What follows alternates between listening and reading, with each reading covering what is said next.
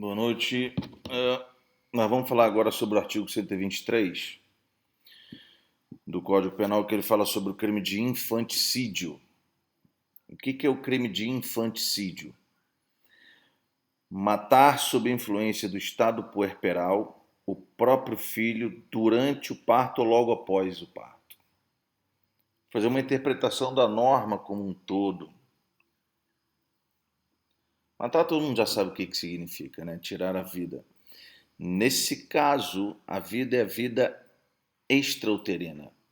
Por isso que quando eu falei para vocês lá atrás, que eu falar do crime de homicídio, a gente tinha que fazer uma divisão entre vida intrauterina e vida extrauterina, e a vida extrauterina ela inicia com um trabalho de parto.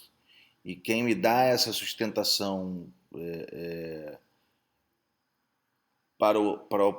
para que eu possa afirmar isso é exatamente o 123, porque o 123 fala durante o parto.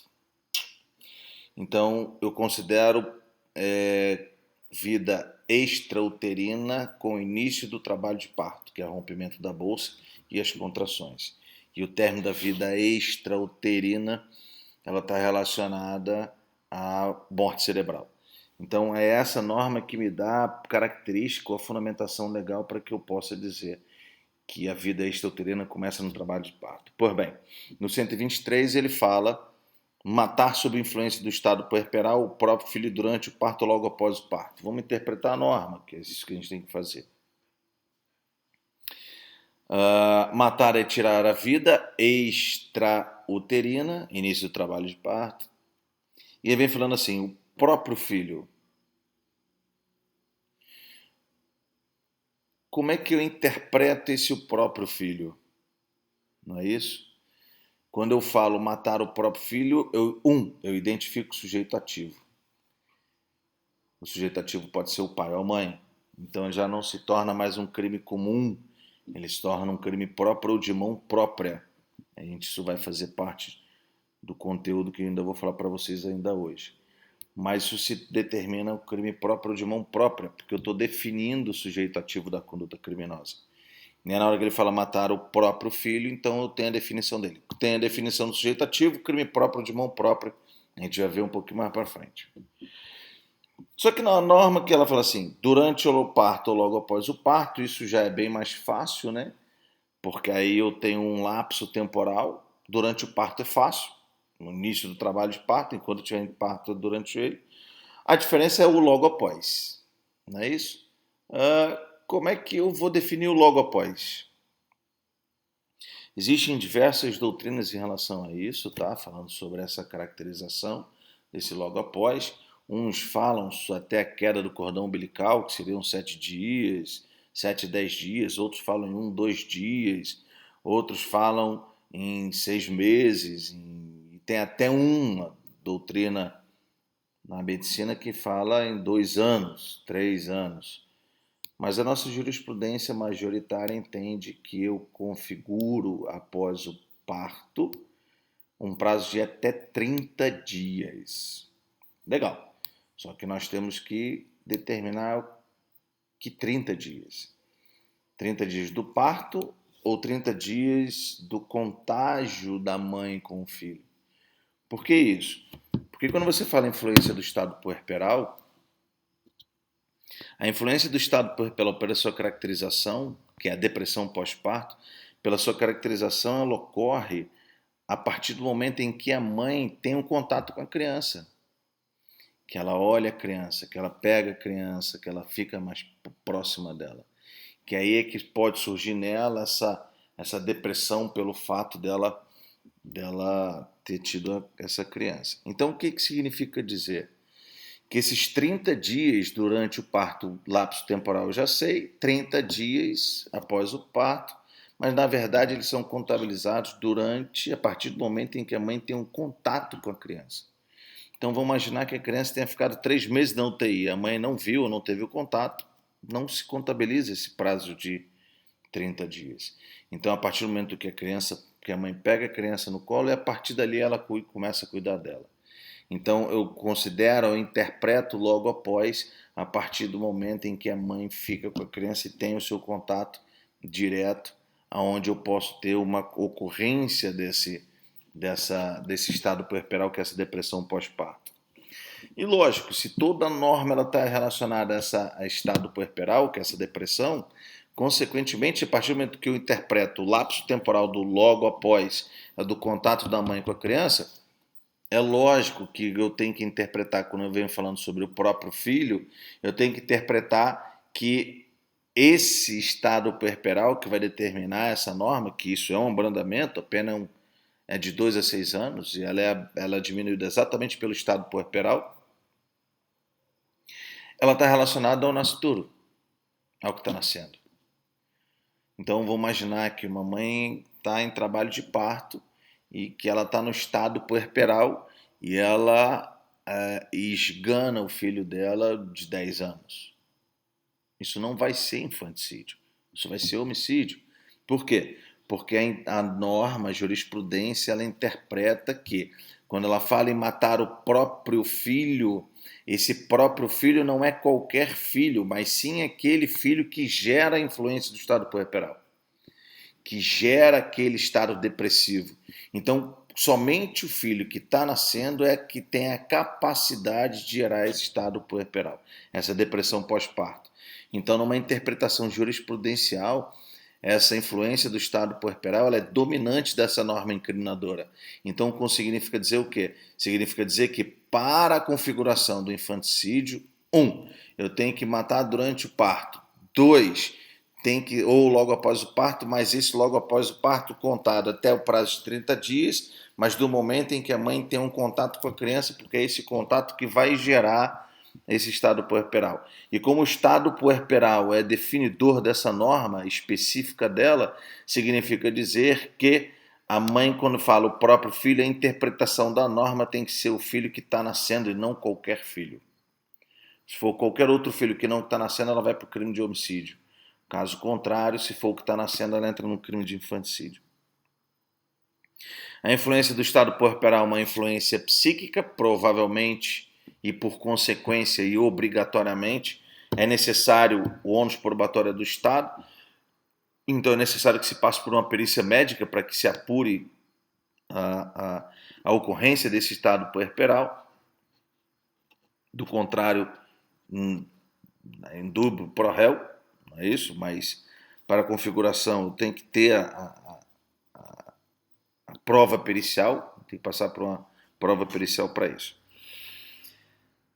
E aí eu chego na definição final dessa norma, no sentido de que, apesar do posicionamento majoritário da jurisprudência dizer que isso é um crime próprio, eu digo que ele é um crime de mão própria. Basicamente, qual a diferença entre eles? Vocês já estudaram no semestre passado sobre isso. Crime próprio ou crime de mão própria são aqueles que são definidos quando há uma definição do sujeito ativo. O que difere o crime próprio do crime de mão própria é no sentido de que no crime próprio há a possibilidade de 2 ou mais pessoas realizarem um verbo. Já o crime de mão própria não tem como, apenas um realiza o verbo. Então, pela jurisprudência majoritária e doutrina majoritária, volto a dizer, eu discordo deles, eles entendem que esse crime é um crime próprio, vale dizer. Trocando em miúdos, basicamente era o seguinte, o que eles entenderam? Se uma mãe está na influência do estado puerperal e decide matar o seu filho nascituro, e ela é auxiliada, ou melhor dizendo, ela é em conjunto com o enfermeiro, ela mata seu filho,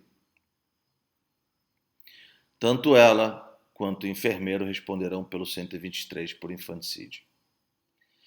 E a fundamentação dele está em cima do artigo 30 do Código Penal, onde quem de qualquer modo concorre, 29 e 30, quem de qualquer modo concorre para a prática do crime, a ele se insere, já que a elementar se comunica aos concorrentes. E a elementar, nesse caso, é uma elementar subjetiva, a influência do estado puerperal é uma elementar subjetiva. Pelo artigo 29 e 30, essa elementar subjetiva, a influência do estado puerperal, se comunicaria aos concorrentes, se comunicaria ao enfermeiro. Eu penso de forma diversa, e aí eu tenho que explicar, né, o motivo disso, justificar meu posicionamento para vocês, mas eu entendo que isso é um crime de mão própria. O que significa dizer isso? Significa dizer que o crime somente pode ser praticado pela mãe e mais ninguém. E somente pela mãe que está na influência do estado puerperal. E por que é essa minha definição? Porque, como dito anteriormente, o elemento definidor do crime de infanticídio é o estado puerperal. E o estado puerperal é um estado psicológico, é mental. Eu não tenho como comunicar o que passa na minha cabeça a outras pessoas. Então, o que significa dizer? Eu crio, entre aspas, certo? Porque eu não crio nada, né? Mas posicionamento jurídico.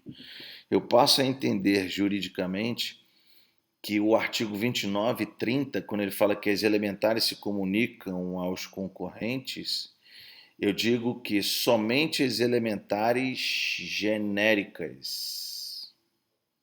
Eu crio uma subdivisão das elementares. Eu coloco elementares genéricas e elementares personalíssimas. As elementares genéricas, elas podem ser comunicadas. As elementares personalíssimas, elas jamais serão comunicadas. E o que caracteriza as elementares personalíssimas? Todas aquelas configurações aonde se diz respeito ao intelecto da pessoa. A elementar de estado puerperal, ela é uma elementar personalíssima. Somente a mãe, pelo seu estado psíquico, vai ter isso. Então eu não posso, em hipótese nenhuma, transferir uma modificação de uma personalidade minha, de uma alteração psíquica da minha pessoa para um terceiro. Porque essa norma é uma norma que ela beneficia, é uma norma que ela traz uma pena bem menor. Imagina, o crime de homicídio, a pena mínima é de 6 a 20 anos do homicídio simples. Para o crime de infanticídio, a pena máxima é 6 anos, a pena é de 2 a 6 anos. Então, o que significa dizer? Significa dizer que essa norma incriminadora, ela tem essa pena diminuída por conta dessa elementar, por conta desse estado puerperal. E aí, consequentemente, esse estado puerperal, que é um estado psicológico, ele não pode ser comunicado aos demais. Trocando em miúdos, o que isso significa dizer? Significa dizer que no exemplo que eu passei anteriormente, onde o enfermeiro, em conjunto com a mãe, aperta o pescoço da criança, para quem entende que é um crime próprio, o enfermeiro e a mãe respondem por infanticídio. Como eu entendo que isso é um crime de mão própria, e aí eu digo, apesar de ser uma elementar personalíssima, porque diz respeito ao seu estado psicológico, cerebral, e isso não pode ser comunicado a ninguém, certo? Ela não se comunica aos seus concorrentes, ela não vai se comunicar ao enfermeiro. Isso significa dizer o quê? Que nesse caso, eu entendendo como um crime próprio, a mãe vai responder por infanticídio e o enfermeiro por homicídio. Ele vai pela regra geral, ele não pode entrar numa regra que beneficie o agente só porque é uma elementar subjetiva e o artigo 30 assim dispõe. A gente sabe que todas as normas elas não são absolutas, não é isso? Então, desde que a gente crie alguma fundamentação para que eu tenha uma sustentabilização para o que você está discutindo no direito, é plausível. Então, eu entendo que isso é um crime de mão própria, não é cabível a comunicação dessas elementares para os concorrentes. E aí, mas volto a dizer, esse meu posicionamento é um posicionamento vencido, já que a doutrina e a jurisprudência, na sua grande maioria, entendem como sendo crime próprio, porque isso é uma elementar subjetiva. A norma penal não cria uma distinção entre subjetiva, genérica ou personalíssima. Então, para uma interpretação mais benéfica, eu tenho que aplicar as duas de forma mais benéfica a gente e aplicando as duas para eles. Então, consequentemente, você estaria encaixado aí como um crime próprio, e aí os dois responderiam por crime de infanticídio, que eu, mais uma vez digo, entendo de forma totalmente contrária.